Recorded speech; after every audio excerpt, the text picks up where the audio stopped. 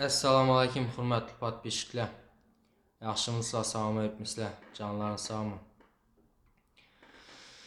Daşovuzdan Erik'ten bir ofis açtık. Açtırdılar sonunda. Bilesizler belki yıl gidip gelgenden son bir video çekiyordum. Şapını görüp gelgenden son ofis açmalı oldu. Sebebi yani dokument işlerinde köpüsü yankının aldığına etedi.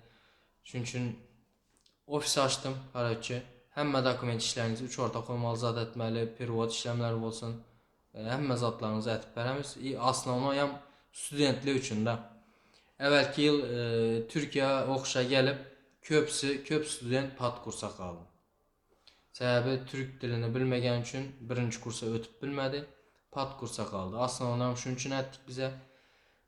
Şunun bir tazalıq etdik. Anaqdayam bir yere gelmesinden elde tayarlıq, Türk diline tayarlıq etəmiz. Pat kursa qalmaydı ona etib. İşte o gelgəndən sonra birinci kursa ötədi ona etib. Anaqda dokumentlərinizi tapşırıb bir yerdəki üniversitede kayıtlarınızı yapamız. Ondan sonra приглашение verəmiz. Ondan sonra anaqda yine vizağa tapşırmaq üçün dokumentlərinizi tayarlamız. Vizağa tapşırğandan sonra yine qaraşmalı oladı. Şu vaxtda yam studentlərlə podgotovka etib başlayırız. Qarşı vaxtdakı pervod işlemlerinizi, dokument ayarlama işlemlerinizi bir yere giyenden son eldine çıkıp almalı, adam olmasa eldine çıkıp alamız, opşişte yerleştiremiz. Bir yere giyenden son vaxtdakı pervod işlemleriniz geçersiz oladı.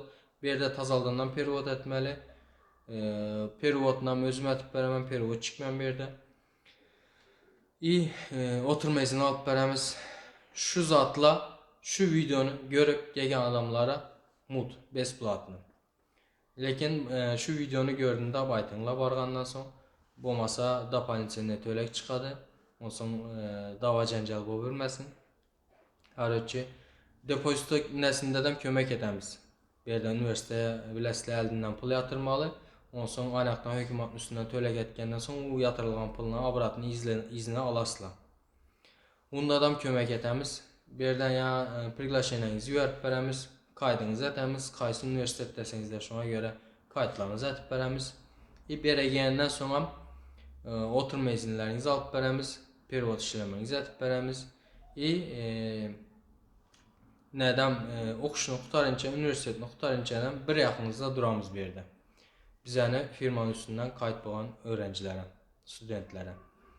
Qarşı anaqda aslanı etcək zatımız əli oylab etdik də onu Türk diline tayarlıq.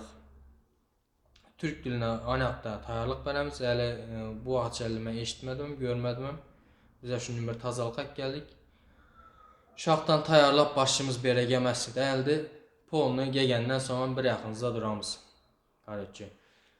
Erikni numarini aytıb ötün. Daşovuzdakı ofis 63 24 44 79 63 24 44 79. Artan xabarlaşa veringlər. Qolumuzda gəncəlli kömək etəmiz. Beni poddeşkə etkənləriniz üçün rəhmət. Həmişədən poddeşkə edəsilər. Şu adam like koyup podelitsə etməklə yaddan çıxarmırlar. Canlarınız sağ olsun. Salam ayırınlar.